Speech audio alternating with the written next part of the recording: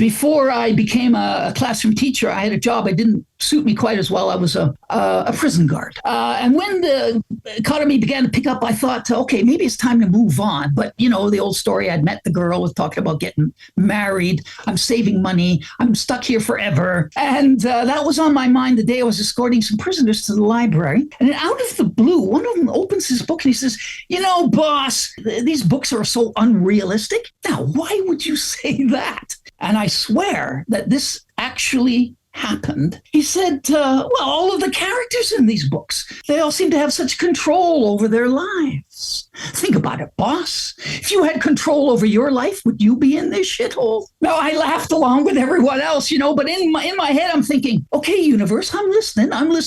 And I, within a couple of months, I quit and I went back to school. I became a classroom teacher. But here's the thing, when that door slammed behind me for the last time, what a sense of freedom. It felt magical.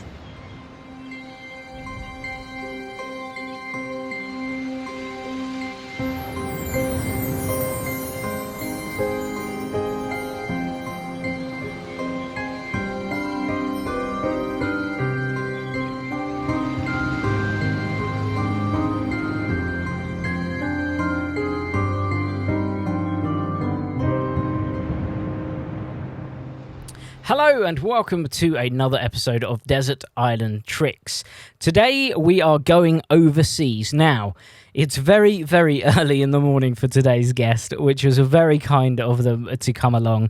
And I'm very, very excited because today's guest is a prolific inventor and creator of magic. And arguably, he was one of the first people innovating good electronic mentalism and props. And I was just saying to him, I've actually got one of his props directly next to me now. He is from Canada, and like I said, he is a performer, an inventor, and also a lecturer. Lots of people talk about how interesting his lectures are. And of course, his products like Equinox, Eclipse, Real Ghost, T3, and the product that I have next to me, which is Death Toll, which is a very cool spirit bell.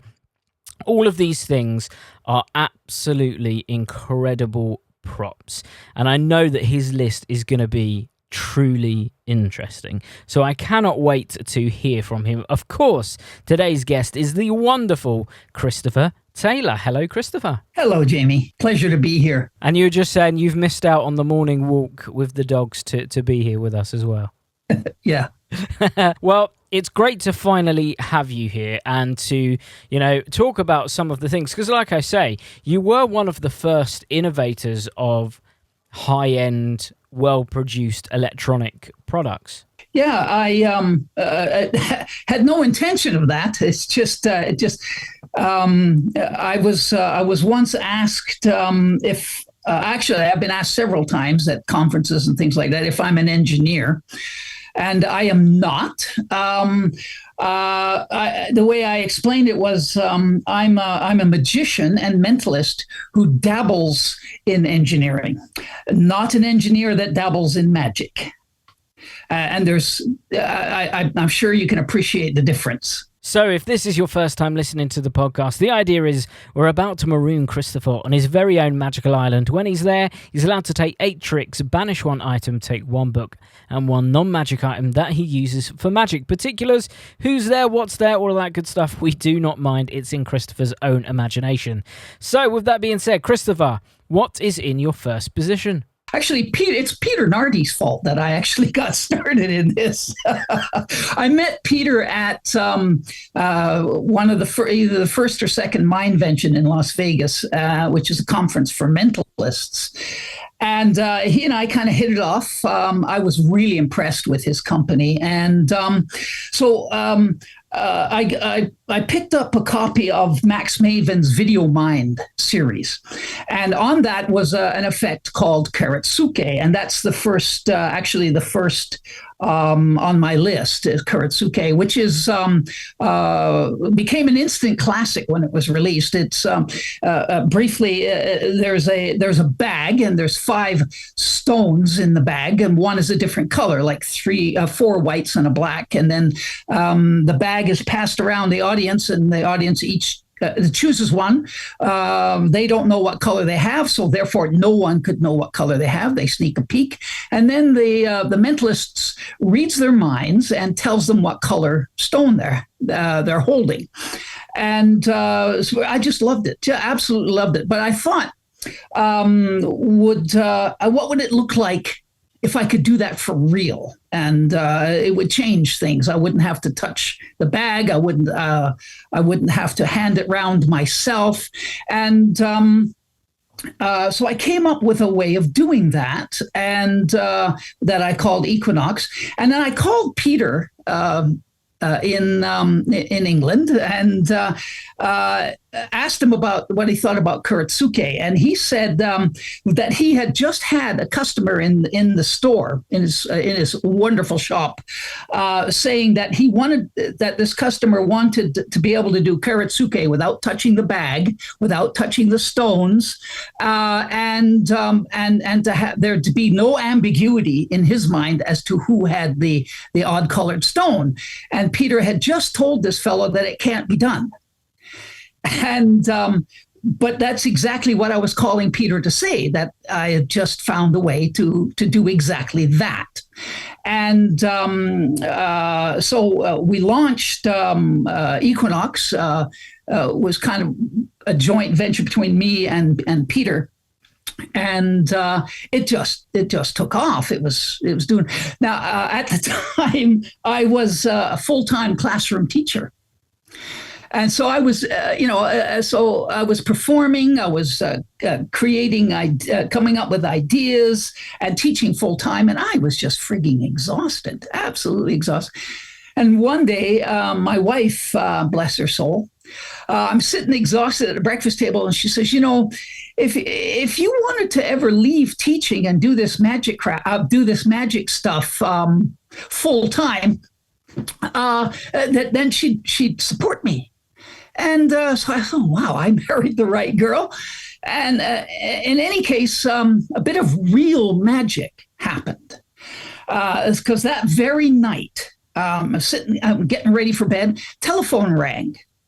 And it's David Copperfield calling. And he says, Christopher, Equinox is brilliant. Can you make me a couple that work a little differently? I said, how much?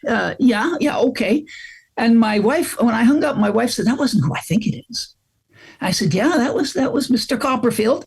She said, the universe has spoken. And so that following school year, I left teaching, and my business just took off because I was able to put a lot of my creativity into the business rather than dividing it. But that's why I love Kuretsuke. I've created several versions of Equinox, but that was the first. And as you've already mentioned, the E word, electronics. So it was, as far as I know, the first application of that to not to mentalism and magic, but to that particular premise.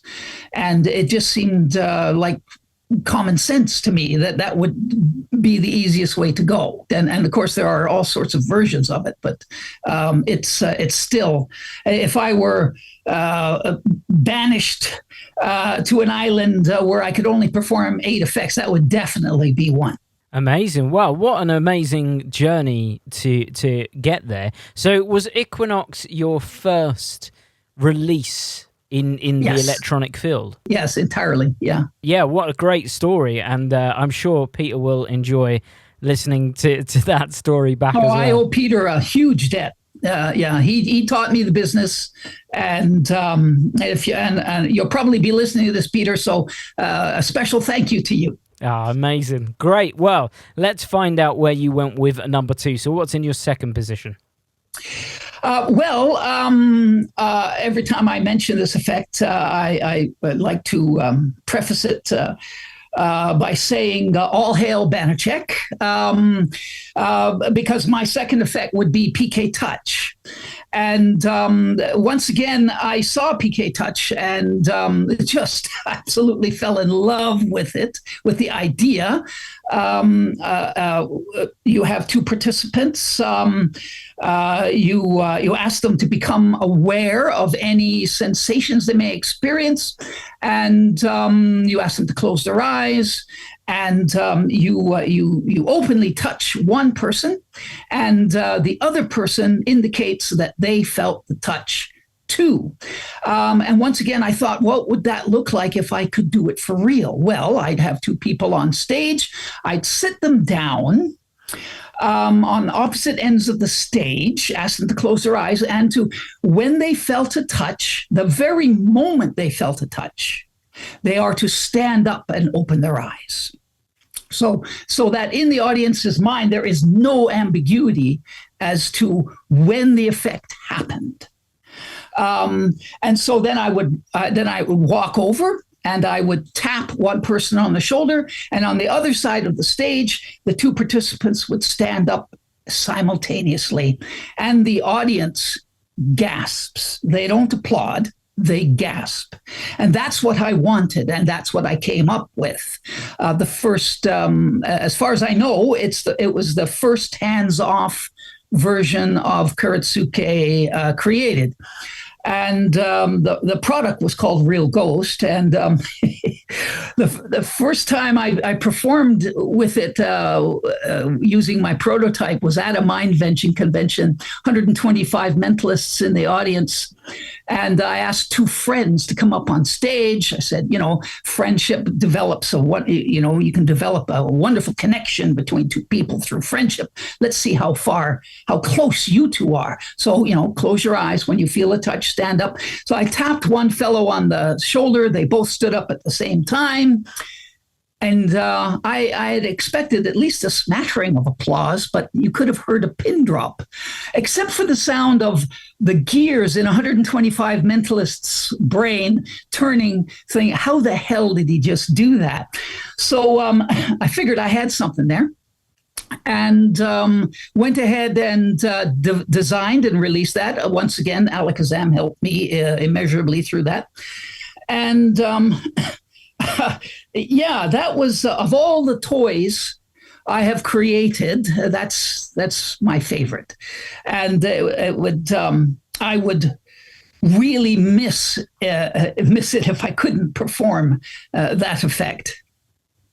Well, everyone knows how much I love PK Touch attaches, and we've spoken about it on the podcast before, this idea of being able to see, or going back in time and to be in the room when that trick happens first time. Now, being in the room when Banachek first performed PK Touches would have been mind-blowing. But then what I love about that is, as soon as people get to understand what's sort of going on with that, then they see your version and they get to relive that WTF moment in the room. Yes. So I would love to have been there in that room when you performed your version. Yeah, it was a very memorable moment, and it speaks to there are also there have been other versions. Non using the same method as mine, but more mechanical versions. It's interesting how people's mindsets get fixed because Banachek's original version included more than one touch. And so the effect was, it was in effect repeated. The effect was repeated.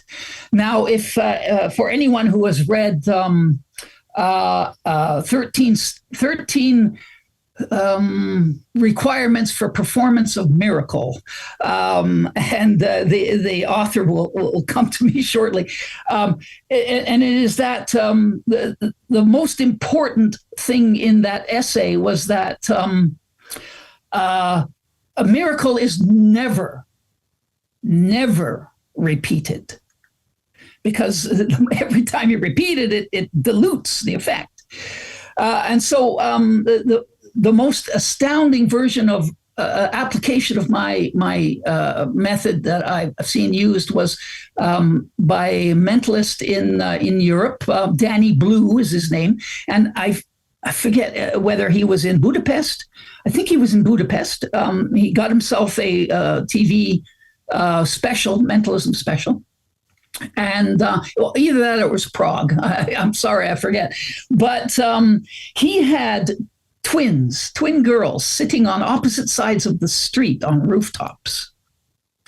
And or one girl was seated on all by herself on a rooftop across the street, and the building was not quite as high as the one her sister was standing with Danny, and both girls were in shot.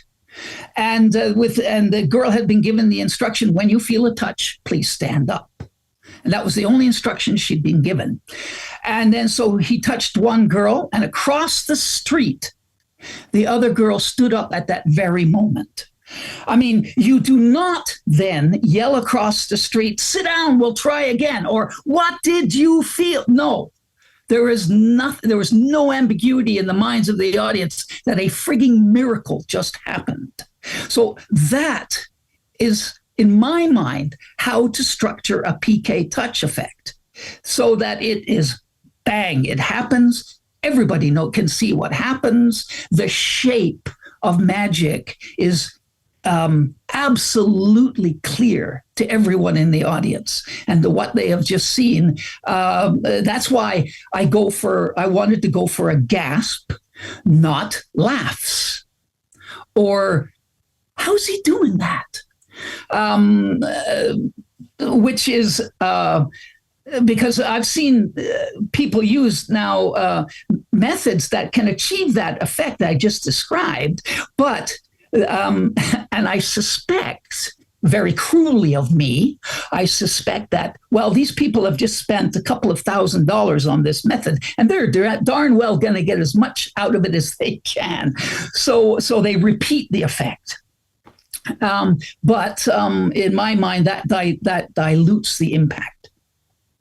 Well, I think what's really interesting as well about the version that you said about the rooftop is the parameters with which your version allows things to happen. So the idea that they were on, not just opposite ends of a room, they're on completely different sides of a road on top of a building.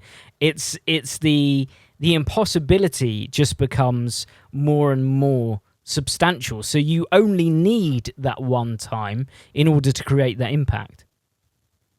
I agree. Yeah, absolutely.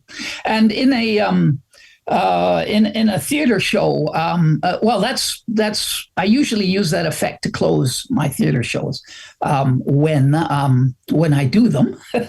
Although I tend more nowadays I have a regular close-up show that a friend of mine and I stage, and I'm loving that. And that particular effect isn't included because it just doesn't suit the venue. But and I should mention that Geist and a number of my other products are actually being manufactured by other people, very select people who I considered master craftsmen, and they acquired the rights to some of my products. You mentioned the bell, which is called Death Toll, and that is available from Andreas Sebring in metal writing in Sweden, and he makes them at least as good as well as I did, and you can acquire them there. And Geist is available from Arcane Relics, and so that version of PK Touch is still available. Amazing. Well, now we all know where to go. But Let's go on to number 3. So what's in your third spot? I would take a little item that sits in your pocket and enables many, a huge variety of things to be performed from your pocket. It enables you to index things, and the usual type of effect performed with this little, I'll call it a gadget.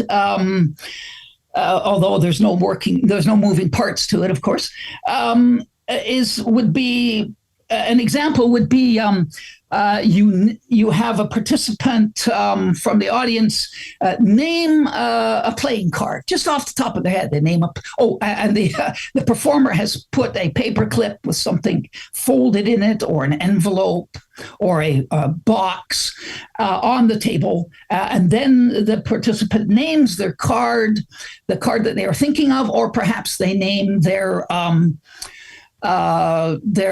zodiac sign, and the box is opened, or the piece of paper is removed from the paperclip, or the envelope, it is opened up, and lo and behold, the name of the exact playing card is written on that piece of paper, and it's been sitting out there in the open all this time.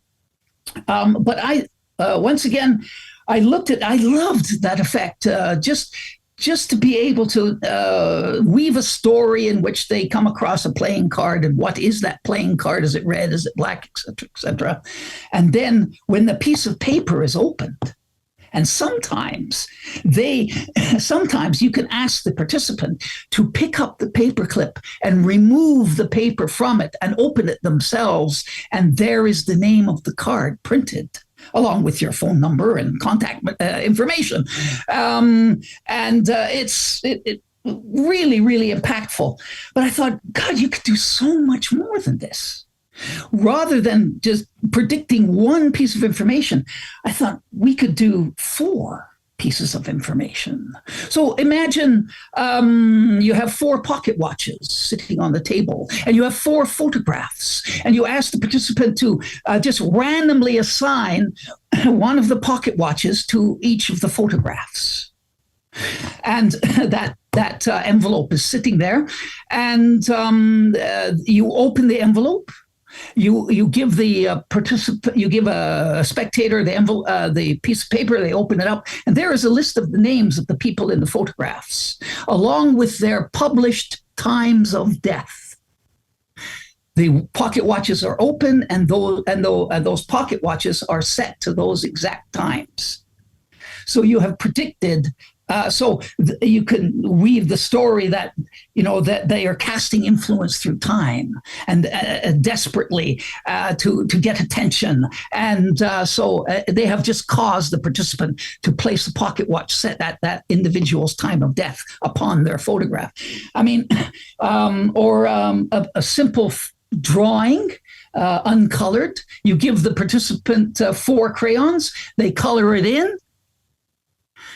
The performer's version is opened, and it matches the participant's coloring scheme perfectly. No electronics involved. All attained just through a system that I called an index decoding system. So as the items are being placed, the performer calculates which what will come out of the envelope. So I would definitely have one of those with me. Yeah, I called it the Pathfinder Clear. And I don't know if anyone is releasing it. I still take it with me on my lectures, which I love. I still really enjoy doing. I really enjoy lecturing. Well, over the past couple of years, there's been some controversy over these kind of products, without giving anything away. Now, I know that you mentioned it there. You have the Taylor Index decoding system. What makes your version, or that version? I know that's based on Animans, but what makes that one the best version for you? Well, that's a really good question, and it is only very loosely based on Animans. Animans was made out of playing cards because everyone has loads of spare playing cards, so it makes sense. Okay, well, I'll just use these. But an index made from playing cards is too friggin' small. I would constantly it would be fumbling because of the size of the device. And so I expanded it, and I released a version called the Expanded Animate Index.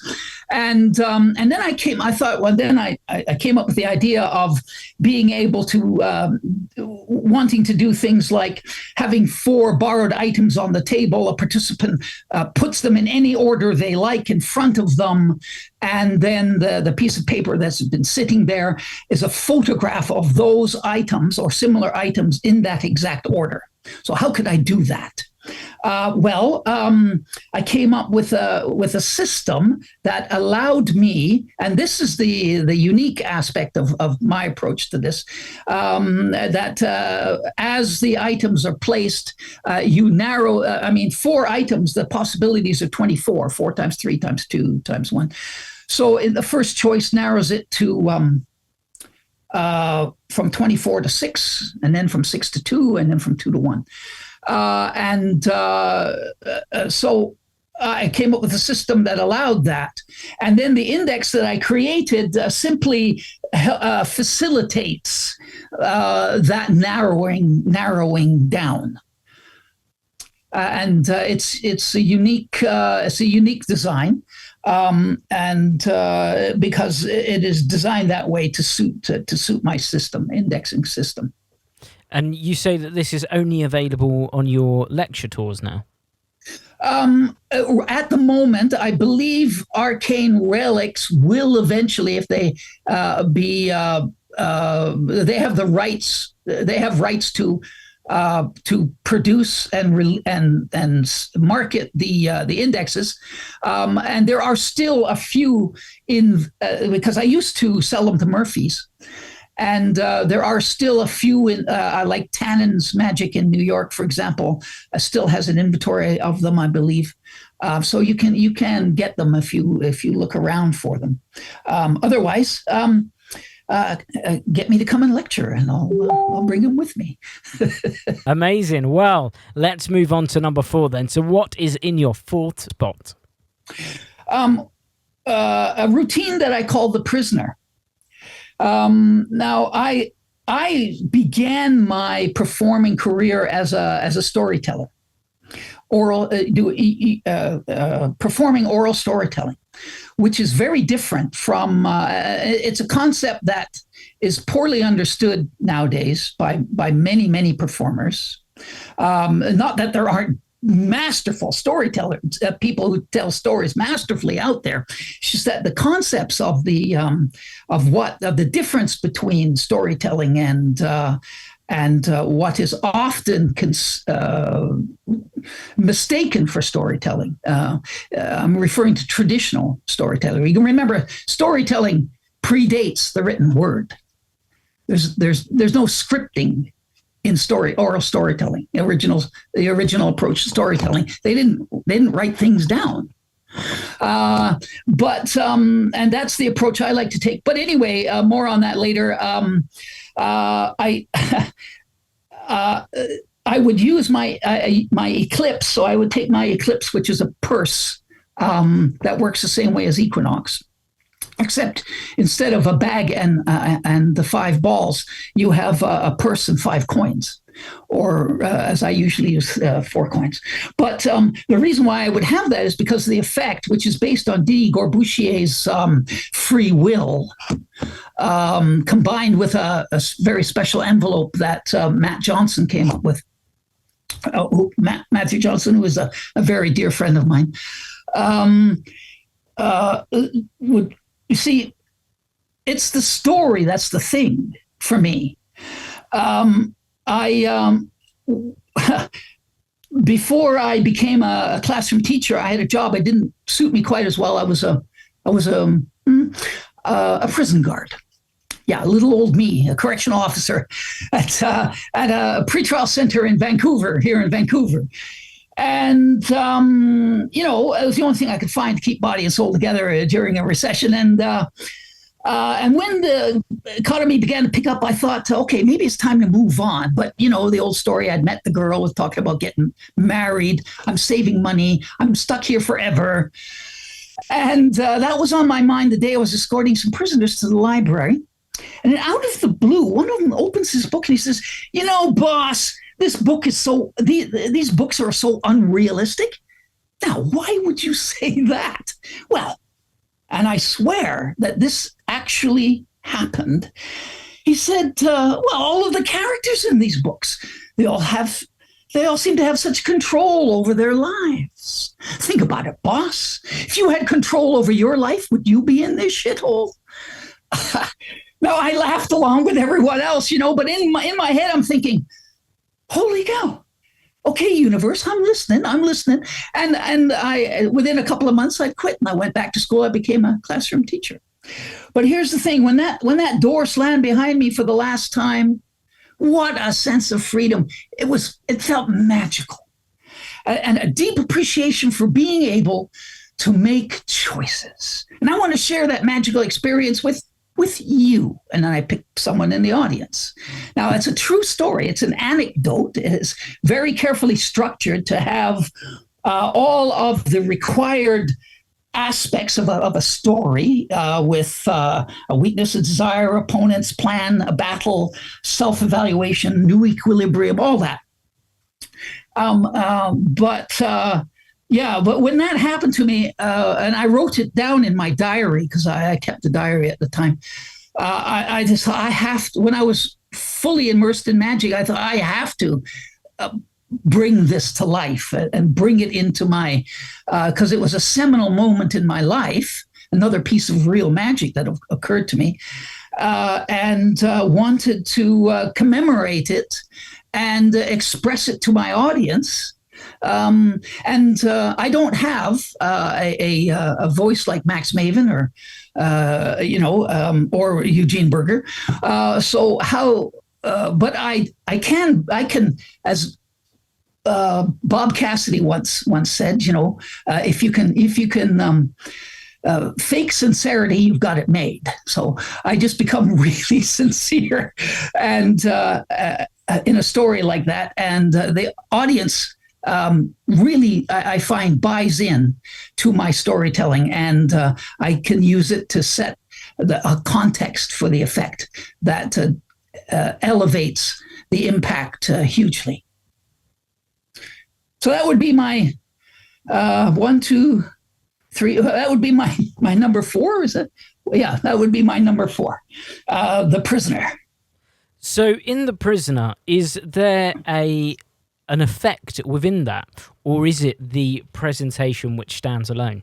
Oh, excellent question. I think that in a presentation, magical effect, if you're weaving a story or an anecdote, and there are distinct differences in the structure of those two things, into your mentalism or magic, that story or anecdote has to be able to stand on its own. And if it can't, well, then it's not finished yet. You have to keep telling it more. You have to keep you have to present it to a live audience and get feedback from a live audience more for you to hone it. Oftentimes, we don't even know what the real big idea that's percolating in our mind behind the story until we have told it 100 times, and then it suddenly becomes clear, and the shape of it shifts, and then it becomes really strong. But in the Prisoner, as I said, it was mentioned, but only in passing, I guess. It's based on Didi Gorbusier's idea of free will. So I say that there are, so I want you to experience a little bit of. I want you to experience this magical moment, the idea on how valuable the ability to make choices are. But first, I'm going to take that ability away from you, so that when you get it back, you'll appreciate it, just like I did when I left the prison. So there are 4 coins, 3 coins, a copper, a silver, and a Chinese coin. You're going to be making some simple choices. These go in the purse. I give the purse to the participant. They choose them one at a time. They choose one. I ask them to tuck it under the mat on the table, whatever that coin is. Because my back is turned, I can't see. And choose another coin. Now, yet another free choice. Keep it or give it to me. So they either keep it or give it to me. The last coin, they either keep it or I end up with it. So I have one, the participant has one, and there's one on the table. Now, there has been a prediction on the table the entire time. In an envelope, I remove the card from the envelope, show them that there's nothing else in it, and then I read it out, and it might read, Christopher has the Chinese coin. Oh, look, I do. The assistant, that's you, has the silver coin. Oh, look, you do. And the copper coin is on the table, and there it is. So then I pop the bubble. You can have your free will back. Feels good, doesn't it? So that's the routine, and it plays great for stage, parlor, or close up. I've performed it. I know that John Archer performed a version of it for a while, and he had one of my eclipse, and which was a great compliment to me, I think. But that's the overall effect. So Diddy, I should thank, by the way, again, for allowing me to teach his ideas about his free will effect, which he came up with originally. Yeah, I think something that you touched on before that when you were talking about storytelling as well, from doing a narrative-heavy show, I have always thought that a good storytelling show or a good narrative-driven show should stand up without the other thing in it. So, for example, if it was just a magic show, the audience would be happy with the magic. If it was just a play, then the audience would be happy with just the play. And then when you add the other elements, it just becomes something that they weren't anticipating, expecting, and it means that they're almost getting more of an experience than they were anticipating. I couldn't have put it better myself. I mean, that is absolutely true. I find that storytelling, Hemming Nelms, I've been trying to remember his name, wrote a wonderful book on magic and the performance of magic, the structure of magic.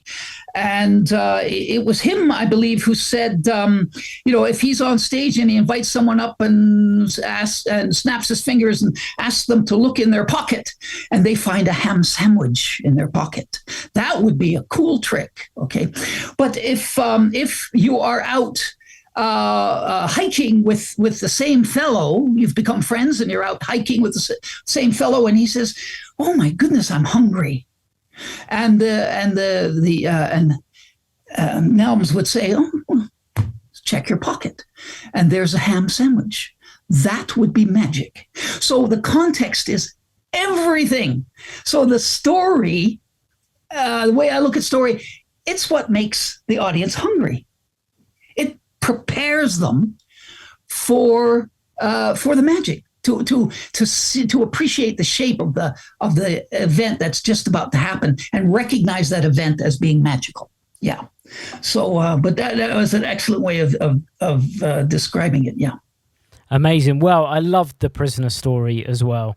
I was sitting here absolutely bewitched by you saying that. So a great story, and leads us into number 5. So what was in your 5th spot?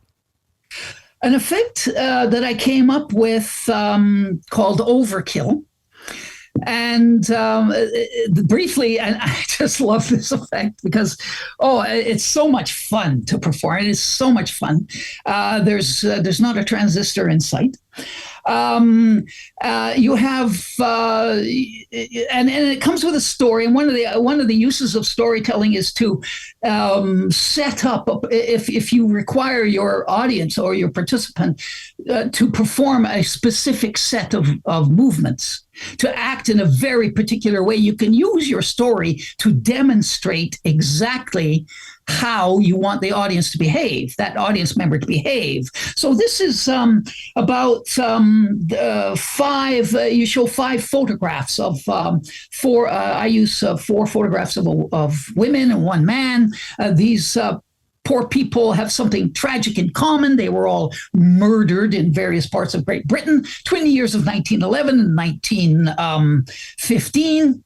And you may be thinking, 5 murders in all of Great Britain? Spit in the bucket. Well, you'd be right. Yeah? They were, but these 5 were the purview of this new inspector. They gave them to him, never expecting them, et cetera, et cetera.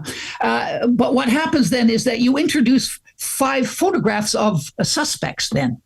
And they were the 5 suspects were eventually convicted of these murders.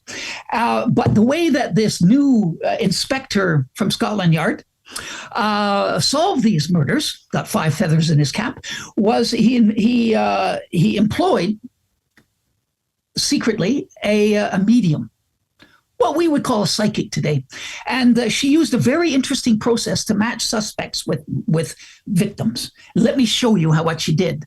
And then so she used the names, Mary, Mary, and the participant moves 1 card from the top to the bottom. Now, this is based on the Ramsay prophecy. So those people who know what the Ramsay prophecy is, the term "will the cards match" will come to mind. So it's based on that same principle, in which those words are, but I discovered we are not limited to a specific number of letters at all. We have a huge leeway once I figured out how the thing actually works. So I used names. And the first name is Mary, and Mary, and they can move. So that's moving 4 cards from the top to the bottom. And those 4 movements can occur between either piles. You can have 3 in one pile, 1 in the other. So I demonstrate 2 possibilities of how that might have happened, how the medium might have moved those cards around. And then I say, okay, well, I detect you might have some of these abilities yourself. So the participant, I spell through the 4 names, the 5th one. So a match is made at the completion of each spelling.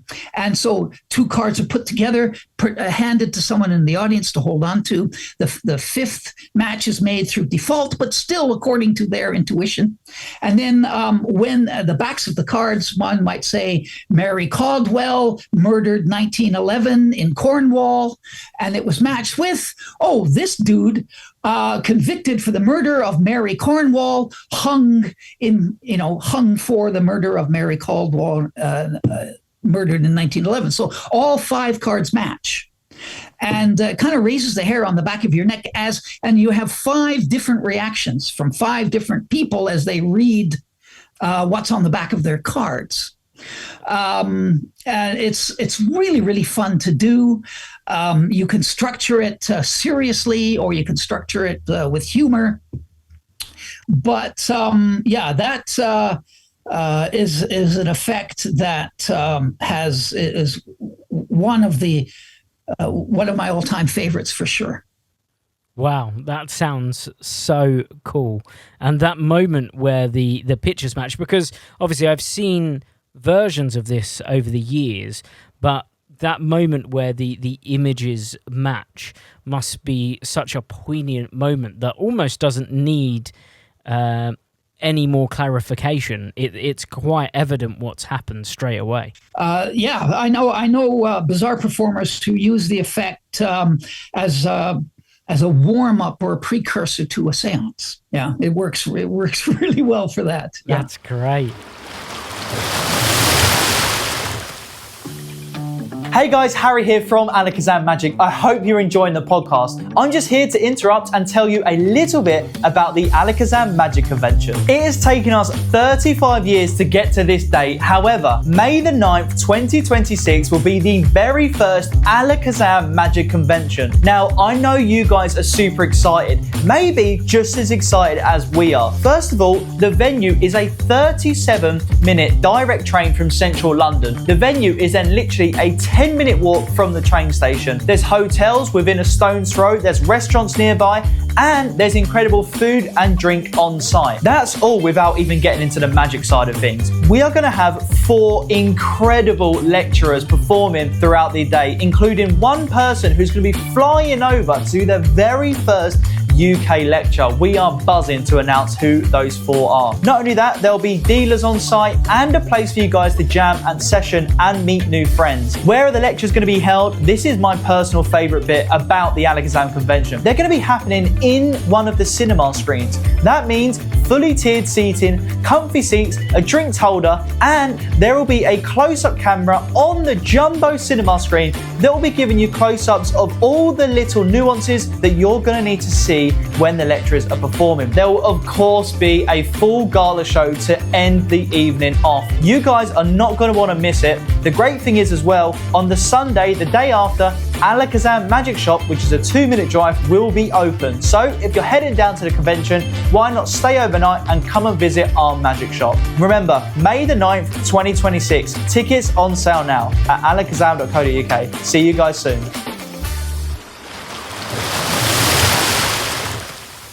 Excellent. Wow. What a great choice in at number 5. And that leads us into number 6. So what did you put in your 6th spot? I finally relinquish my desire to perform my own stuff. I mean, I listened to Mark Spellman's podcast on your podcast just yesterday, and he said that there is so much fun and satisfaction in performing something that you yourself has created, and as a creator yourself, you know this. And so if I were being limited to the number of effects that I could perform, I would get the most enjoyment from performing my own material. But excuse me, but this next one is not something that I created. I'm referring to Osterland's card under table, using BSC. So I spent hours and hours and hours working on BSC, and performed all sorts of effects with it. And then, but now I've settled. That's pretty well the only effect I perform with it, and it has it is so powerful, so strong in the context that because once again I set the context with a story, how I have. Does anybody play cards? And I don't play cards myself. I do have some friends, real friends, not Facebook friends, and they get together once a month and they play serious Texas Hold'em. And they have an extra rule, which is if you can cheat and get away with it, you win. Because my friends are professional magicians, But unlike me, they use sleight of hand. I'm more of a sleight of mind guy. Yeah, doesn't mean I have a small mind. Okay, it means I do things differently, but they have vexed me. They keep making fun of me because I won't play with them. But I'm training myself to beat them at their own game. Let me show you how close I'm nearly ready, I think. So then I perform card under table, in which the participant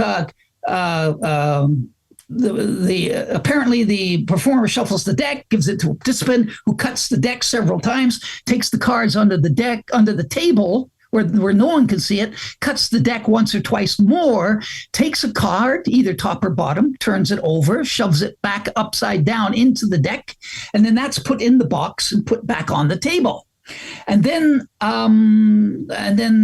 the performer then can wave his hand over the box. Oh yes, this is a red card. I'm sensing, diamond, the 4 of diamonds. Wouldn't it be great if I could do that? And then the deck is removed, spread. There's one card face down. It's turned over. It's the 4 of diamonds, and it just the impact is tremendous impact. And then I finished the story by saying, yeah, you know what? Next time those guys call, I'm going to tell them, okay, Visa, MasterCard will play. So that's the denouement. That's to the story. That's the new equilibrium. I'm ready to take these guys on. So the story comes full circle and finishes. So that frame has been closed around the effect, and they'll have something to remember that effect by, because they'll every time when they think of gambling or they might remember the story and the effect and the feeling that they had watching that. Amazing. Now, when you come up with your narratives, do you look at a trick and then come up with a narrative, or do you typically have a narrative and then you discover a trick that fits with it? Really good question. It works both ways for me. For the story of The Prisoner, because The Prisoner was a true story. The idea of the story about my friends playing Texas Hold'em is pure bollocks. I mean, I just made that up. So I started with a true story and then went to find an effect that would illustrate it. Diddy's free will. And then to get maximum impossibility out of the effect, I used my method. For Card Under Table, I had this wonderful effect that I put these hours and hours of work into mastering. So I thought, okay, I want to frame this with a context. And then so over several years, I mean, I didn't sit down and start working on it.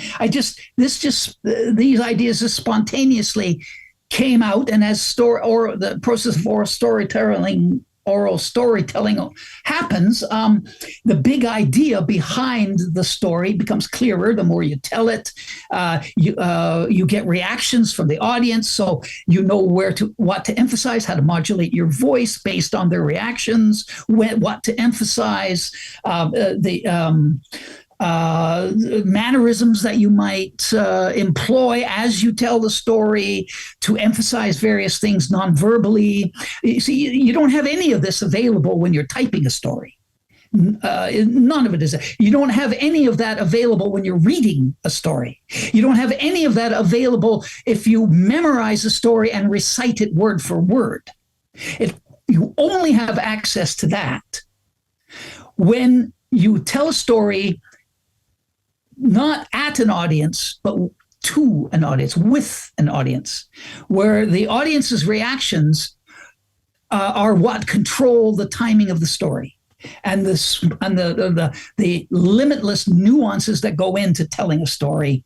And every time you tell the story, it's different, because it can't be the same, because it's a different audience every time.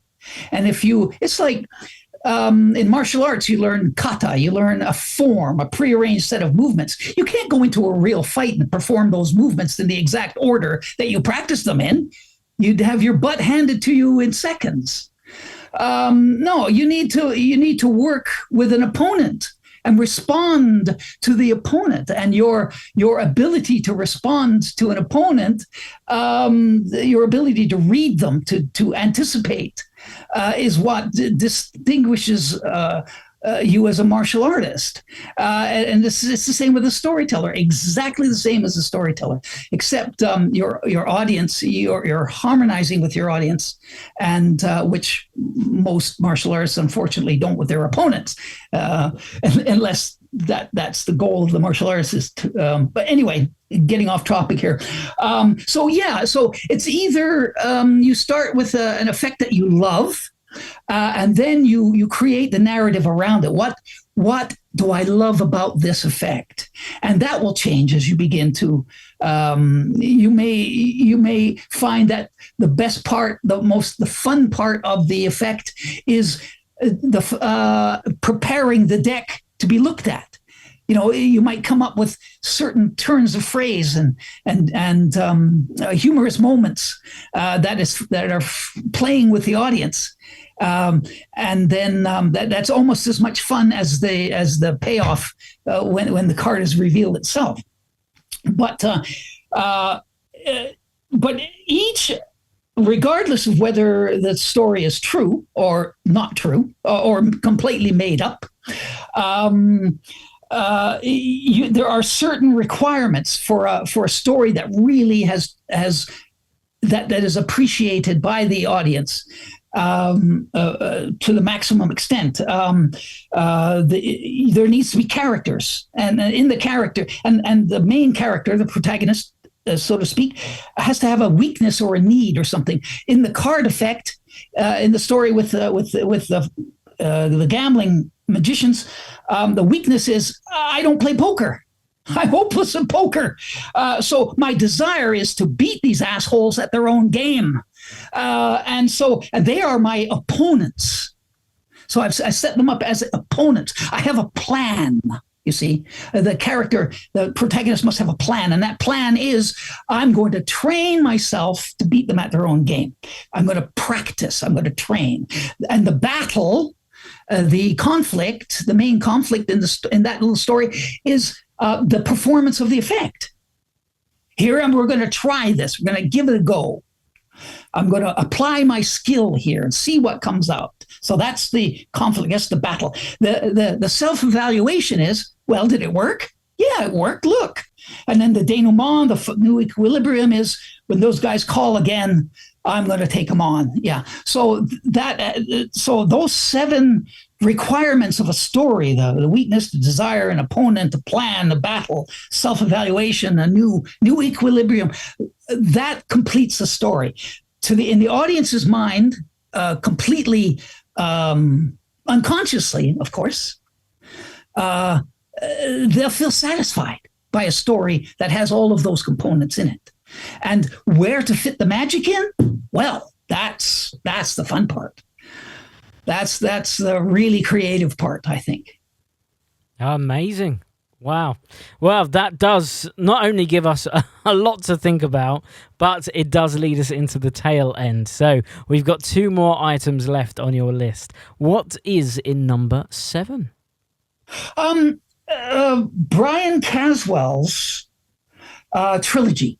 Absolutely. I'm currently closing my close-up show with it.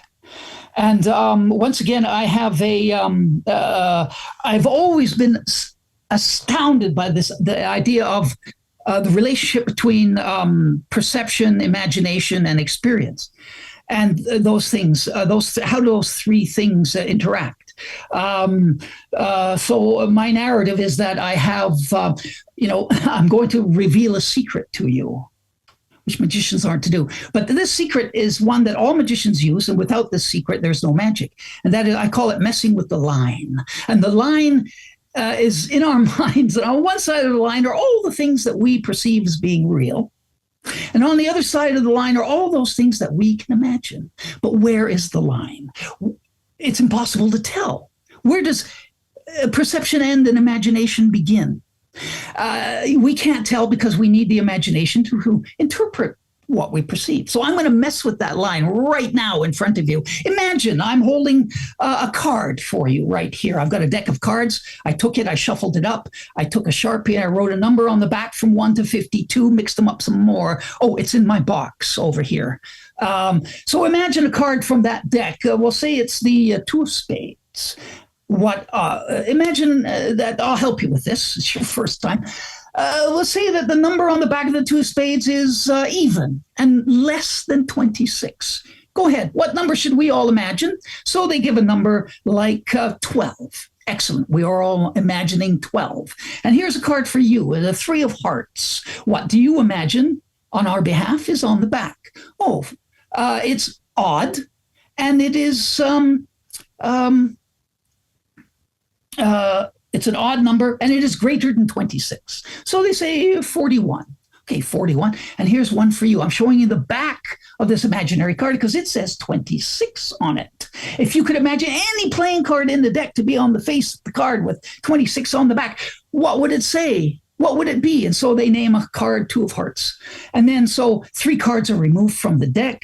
The deck's taken out of the box. 3 cards are removed, and their predictions match. They have predicted. So you say, yes, so you recapitulate, and you say, and I'm sorry, things don't always work out the way they should. We did not imagine this.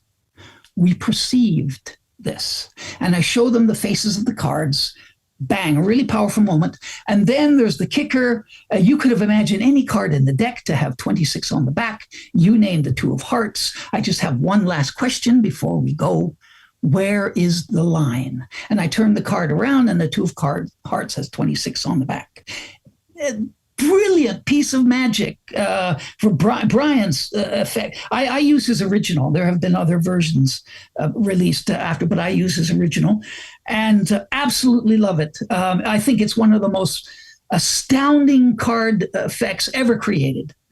I can't give it enough praise. It's just astounding. So out of all the possible effects that I could end my close-up show with, that's what I like to end it with, because it suits.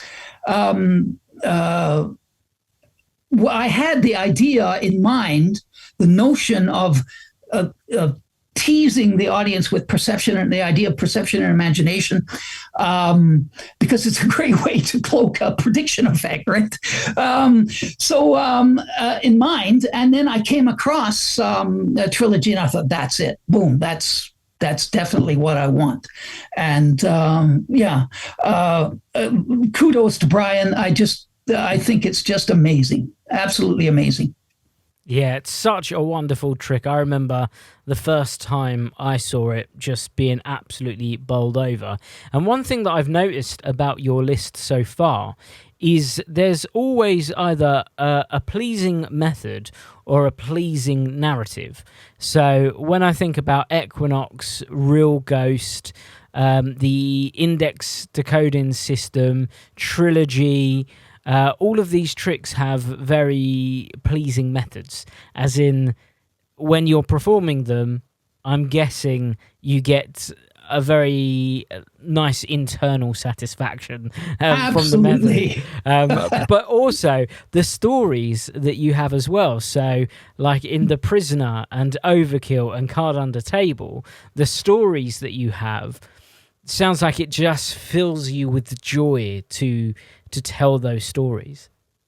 It does, and I think that joy comes from being able to connect with the people, just feeling so connected to when I see people when they smile at just the right time, and when they nod their head at just the right time, I think, yeah, I'm they're with me. We're going down this weird path together, and it is so much fun to do that. It is to have company, to share this to share this bit of me with them, but also to enjoy their company. So I think you've got that nailed exactly. And the methods have been practiced, so I don't even think about them anymore. Like using the index decoding system was a challenge at first. Well, first coming up with it was a challenge, but it's like anything else. You learn the method fades into the background, and you enjoy it. But more so, I think you enjoy what it does for the audience, seeing the audience enjoy that because of something that you have said or you have created or something you're doing at that moment. I think that's why I'm hooked on performing, for sure. Superb. Well, that leads us into your final choice. So what was in your final position? A routine that I call a scrying out loud. I read Jonathan Strange and Mr. Norrell, which was a wonderful commercial magic fictional book. I'm sorry. I told myself I'm going to remember the name, but I can't. The author's name. A very popular book when it came out. It was all about the idea, magical realism. Magic is real, but nobody is left who performs it. And there are magic clubs all over Great Britain who get together and they talk about what magic could have done or used to be able to do. And in walks Mr. Norrell, who is an actual magician who can perform real magic. And that's the start of the book. And then they find Jonathan Strange, who is another magician. He trains himself to become a real magician. It's during the Napoleonic Wars. And so we've got these magicians helping the British government fight Napoleon. And it's hilarious. I read it because it was written by a Muggle. And so, but everyone was talking about the wonderful magic in this book written by a Muggle. So, okay, so what do Muggles consider to be magical? What is the shape of the events that happen in this book that they call magic? So I read the book with that in mind. And this idea of being able to see what Napoleon was up to in a bowl of water kept coming up. That was the main effect, the main piece of magic in the book. Scrying, second sight, Google Earth in a bowl. And so I thought, I want to come up with a way of doing that. So I did. I came up with a couple of electronic versions, and I performed that. And that version, which I no longer perform, I still perform, but not as often as my newer version. There's a bowl of water sitting on a piece of paper. There are symbols drawn on the piece of paper. They look into the bowl. I say, okay, I'm going to look away. I'm going to name the symbols on the bowl. One of them is in your mind right now. When I name the symbol you are thinking of, you're going to draw it on the surface of the water. So I'm looking away. Let's say they're thinking of a cross. So I name the symbols. I say cross, and she draws this cross on the surface of the water. The bowl of water then tells me they're thinking of a cross. So now I know. Then I come back, and I could just reveal the fact that I know there was a cross drawn on the surface of water. But I said, no, water holds energy so wonderfully. Look. And I tear a piece of paper off, a corner off that piece of paper, drop it into the bowl, ask them to look in the bowl, and the cross appears on the piece of paper. Really wonderful. That is crying out loud. But I want more distance. So I came up with a different version in which I have a bowl. There's a piece of paper sitting there, but it's blank. It's just to keep splashes off the table. And I have a Quran deck. I pass out a Quran deck, ESP deck, or something that will tell me, like a mind buster or one of my devices that will tell me their thoughts. So the participant makes a selection. I look in the bowl. You're thinking of the Two of Hearts. Yes. And here, you try. Or lately, I've been using a cube. I've been playing with a cube that has letters on it, the six A, E, I, O, U, and Y. So they think of one of those. They've got it face up in their hand, and I tell them, you're thinking of an O. Show them the O, right? And then for the third one, I have trouble seeing it, so I tear off a corner, drop that in. You are thinking of a Y. It's a Y. Yes. So would you like to try? I get one of the audience then to come up, say, you look in the bowl of water, don't guess, no guessing. You will either see the letter or you will not. And so they look in the water, the audience has chosen a letter, and they can't see it. You can, I can see it. Okay, well, I'll allow you to cheat a little bit like I did. So I tear off a corner of the paper, give it to them. They dip the paper into the water, and they can see, it's A. Is that correct? And they're right. So that's my second to last closing effect for my close-up show, and gets great reactions because the participant as magician is always well received, I think, as long as it's done with courtesy, and then I lead them, and that's my lead into trilogy, and away we go. What a great way to close it out. And I love the line, Google Earth in a bowl. I think that's brilliant. Absolutely superb. It's a great list, full of really interesting stories, some great methods, but we did give you 8 items, but we're only going to give you 1 each of the remaining 3. So I want you to imagine that you're going to dig a big sandy hole on your island. You're going to throw something inside. What are you going to bury onto your island?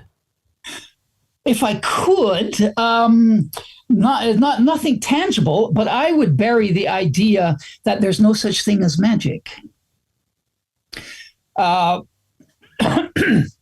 Because to me, magic is just as real as comedy, as tragedy. It just requires a very, very particular point of view. One of 2 particular point of views. One is that either being insane, and that's debatable whether it applies, or you see it as a theatrical structure happening. I mean, theatrical structures on stage come from real life. There are real funny things happen in the world. Authors, playwrights, they take those ideas, they structure them, and they structure events to happen on stage that we laugh at because we find them funny. And they structure the frame very carefully so that we will see it as funny. Or they might structure the frame of the events in a play so that we will see an event as being very tragic. And when those events, funny things, tragic things happen in real life, no one is going to tell you that, snap out of it. It's all in your head. That's not tragic at all. I mean, that would be highly offensive. Same with, we've all heard the term, that's not funny. It's because they have a different perspective and they can't see how an event is funny. But exactly the same thing with magic. We don't. Many people say that there's no such thing of magic, but how is it that they're able to recognize it when they see it? So it has a structure, and people who design magic, perform magic, know this structure inside out and backwards because they structure their effects to have that shape, so that the audience will say, "Oh, that was magical," and they will recognize the shape. And but then to go ahead and say there's no such thing as magic is ludicrous in my mind. So I see events like what happened with the prisoner that day. I just happened to be thinking, oh God, I'm going to be here forever. If you had control over your life, boss, would you be here? Holy cow. The timing, that's the structure of that event in looking back on it. That's magic. Copperfield calling that night, that's magic. I have, my life is full of events like that, So if people who dismiss them refuse to look at them, I don't think it means anything mystical, or it's just another kind of beauty you can admit into your life. That's all. It's just a beautiful event that you can appreciate. Oh, that was magical. And just appreciate the beauty of the shape of the event that happened, and then carry on, knowing that, watch for the next one. I'm looking forward to it. Yeah. Well, I think what you said there is really interesting in that I don't think that there is a concrete definition of magic, whereas something like comedy, there is. If you say, what is comedy? It's something that makes me laugh. It's something that's funny. When you say, what is magic? Well, magic could be, like you said, tragedy. It could be someone raising from the dead. Or it could be something mystical, like, maybe there's a witch doctor who takes a doll and says that it is the likeness of someone else, and when they cast a spell on it, suddenly the other person gets better. Or it can be, like you just said, those magic moments. You mentioned Mark Spellman earlier. I distinctly remember his first Britain's Got Talent performance where he talks about Isabella and his daughter, and he says, this is the real magic. Like childbirth, having a family, getting over illness. These are the real things that are magical. So I think magic is not a concrete definition. Magic can be so many more things. It's such a loose weave thing that, can mean so many different things to so many people. Another term that could be, all those things could also be said about is beauty. I mean, all those things can be said about beauty as well, but that doesn't mean that beauty doesn't exist. So how do you define? We can't define. We can't put a definitive, closed off definition of beauty on the table. I mean, it's just because it means so many things to different people. But you're absolutely right. Mark was absolutely right. Yes. Amazing. Well, that is banished. From now on your island, magic does exist, and the idea of magic is everywhere. So there's no escaping it. But that does lead us on to your book. So you've mentioned a couple of books throughout your list, but let's see which one you cemented on. This is the Bible for storytellers. Traditional oral storytelling. This is the book I would definitely take with me. It has changed my life and really opened my eyes to what storytelling is, what it can be.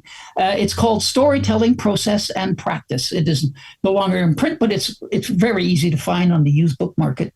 It's by Norma Livo and Sandra Reitz. It talks about the difference between storytelling and other forms of narrative ways of getting information across. It predates the written word. It differentiates storytelling from things like reading a script. It differentiates storytelling from something like acting a part on stage. The play is telling a story, but the individual actors are not storytelling. They're part of the story. They're characters in the story. But oral storytelling, traditional oral storytelling, is quite distinctive. It has very distinct aspects to it. And the reason why I said that a lot of modern performers don't appreciate what storytelling is, oral storytelling, is because like John Armstrong, I saw him lecture not too long ago. This is awesome. I love his stuff. He was here and lecturing and performing, and I was really impressed. But there was a book written on scripting magic, and he was quoted as saying that there is no worse way for an audience to feel that they are being talked at than having the performer stand on stage and tell a story. But that's exactly what storytelling is not. Traditional storytelling, there is no such thing as you're not telling a story unless you have a live audience. And you are basing your story on the audience's reaction. The audience is shaping the story as much as what is going on in the performer's head. They are an essential component, absolutely essential component, and always has been since before writing was invented. So that if and the way to the traditional way of performing, of developing a story.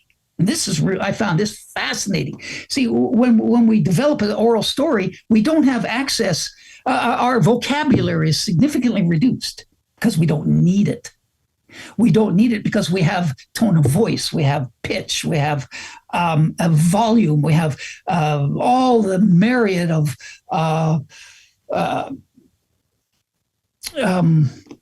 movement and ways of connecting with the audience that way. Nonverbal communication is, a great deal of actual communication is nonverbal. So, and storytellers use that and learn how to use that in their performance of a story. So, and the story never ends. The story never stops changing, constantly. So, the way to develop a story is you have an idea, you tell the story to a friend.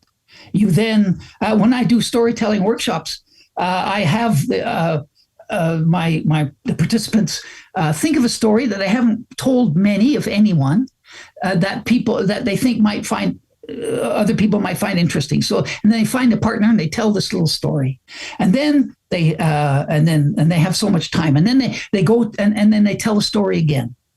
And then they tell the story again. They don't get any feedback at the time. And then again, and then you select one of the participants and you compare the reaction of the first person who heard it to the reaction of the second person to hear it. And the changes are phenomenal.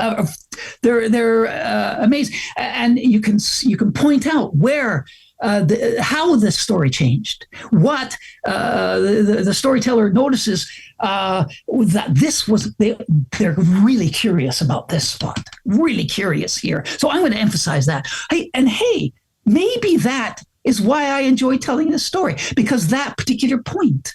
So that comes. There are storytelling. Is an art, and there's a structure to it as well. Process and practice is the Bible, and it does. The only thing that it doesn't include is the different, because this was written in the 80s. And nowadays, things like story jams, like The Moth. Where stories are told. The stories told in those storytelling jams, competitions, they're competitions, is that most of the stories told are personal narratives. They're anecdotes. And the best ones all have this structure, a proper story structure to them. But there's a big difference now. People are moving. There's a difference between the structure of a personal narrative, an anecdote, and of traditional storytelling, like long in a galaxy far, far away. That traditional beginning and old times. And even today, though, someone telling a personal narrative sitting in a pub. That's not Jamie sitting there anymore. We recognize that Jamie is telling us a story. That's not Jamie anymore. He's become an ancient character, and we accept this character subconsciously or consciously, usually without being aware of it. But Jamie is now the teller, and we all know how to behave when the teller is in our presence. And it is an older character than the magician, even.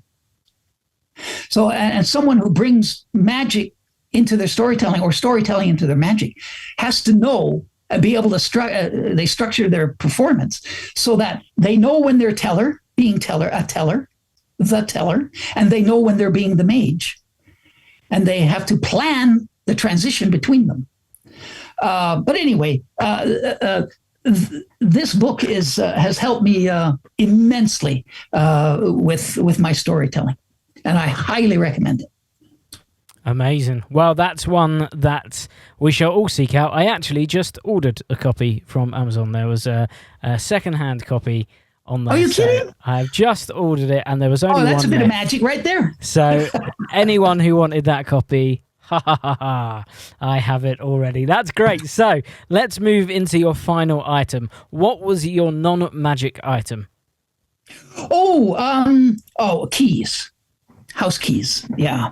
I think I do a fair amount of metal bending, and I do metal bending with spoons and in my close-up show. I have a routine that I premise by bending a key, because I think bending a key is the key very relatable to people, because they're it's darn hard. There are people who can bend keys with their hands. I've seen it done. I said, so how difficult would it be to bend that key? And the quarterback goes, it's hard, but you can do it. So I say, how hard would it be to damage that key? It'd take a lot of energy. Yes. So I bend the key, but the most powerful. But I always carry keys, superfluous keys on my keychain.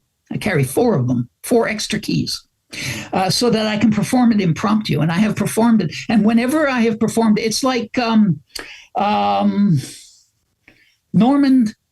McGill, the author of 13 Requirements for Performance of Miracle. Which was recommended to me by Eugene Berger one day, by the way, 2:00 in the morning over telephone. And McGill was absolutely right in all of his criteria. That I have a wonderful magician friend by the name of Vitaly Beckman. He's been on Fool Us 3 times, Fooled Them 3 times. He's astounding, and he only performs his own material, stuff that he's created himself, and he doesn't share that with anybody. He keeps it to himself, and kudos to him. But my wife and I went to see him in New York. He was performing in New York. He was there for about 6 weeks or so with his show. And then after the show, we went. He was, he had the backdrop, and people were coming up, getting autographs, selfies, stuff like that.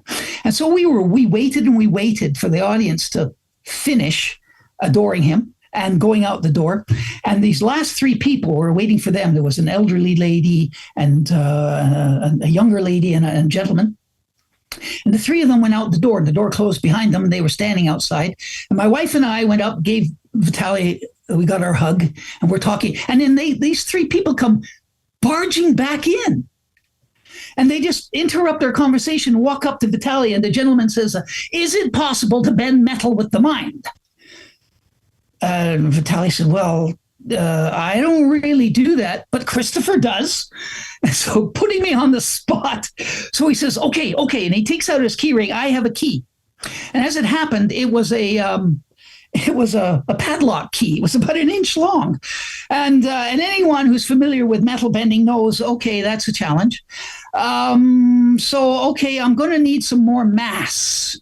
So I took out, I stole someone. Now nothing can happen to those keys. No. I just need the energy. I just need to be able to pull the energy from these keys, right? I mean, they've been in your pocket all this time. So I put the keys into I said, oh, come here. You put these keys in your hand, okay? And then do the mumbo jumbo. And then she opens her hand, and the padlock key is bent nearly in half because it wasn't very strong. And then she picked up the key and said, he's channeling the forces of the universe. And the 3 of them, spellbound, walked out the door. I thought, oh God, there was my chance to establish a religion right there. Now, so the power of that moment convinced me that I always carry keys now. And the tricky part, though, is following up, because you can't break character. I can't say, oh, neat trick, eh? No. So I have to, you've got to be ready to fend off and find a way to bring closure to something like that without offending anybody. So, yeah, I would bring keys with me. Amazing. Well, you mentioned about starting a religion there. When I look back at your list, I think there are many times within your list that could be a thing, because we started with Equinox, then PK Touch / Real Ghost, the Taylor Index Decoding System, the Prisoner Overkill, Card Under Table, Trilogy, Scrying Out Loud, which I love that name, by the way. Banishment was the idea that there is no such thing as magic. Your book is Storytelling, Process and Practice, and your item is Keys. 100% you're starting a new religion with that list. If I were so inclined. Amazing. Well, thank you so much, Christopher. Now, earlier on, you mentioned that your items are available in different places, but that you also lecture and that you do storytelling workshops. So if people want to find out more about you, about your products, even things like recorded events that you've done in the past, where can they go to? I think the easiest thing, because I love hearing from people, so if people can't find a particular item, I'm always happy to help them. So if you were to drop me a line, strange magic at shaw, SHAW.ca. strangemagic@shaw.ca.